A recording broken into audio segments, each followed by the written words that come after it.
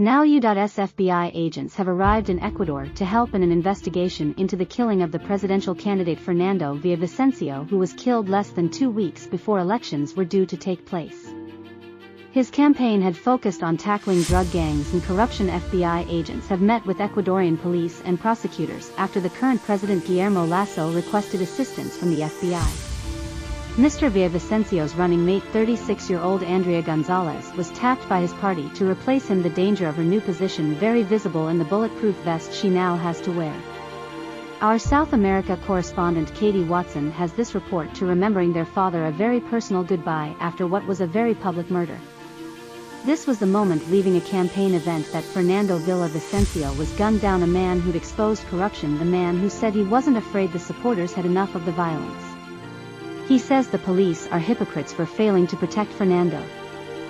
6 Colombians have been arrested and are now in jail. Meanwhile, the country's in a state of emergency. He's on from losing her, spoke out overnight. The bulletproof vest and helmet a clear sign of the dangers she too faces.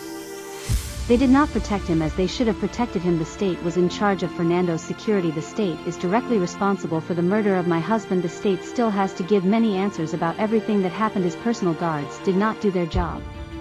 Environmentalist Andrea Gonzalez was his running mate. She's agreed to take his place and keep his legacy going.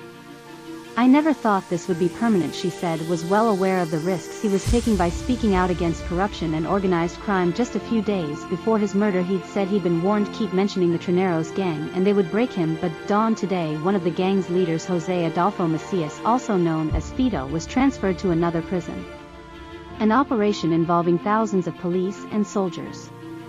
But then these videos surfaced, warnings behind bars sent from different prisons, and a simple message for Ecuador's President Guillermo Lasso. Ito's move is a smokescreen to hide his own connections with criminal gangs. And then came the threat: keep Fido alive for the well-being of Ecuadorians, if not thousands will die. More evidence is needed to show just how powerful organized crime is in Ecuador. This used to be one of the more peaceful countries in South America. Now Mexican-Colombian cartels vying for territory have taken over.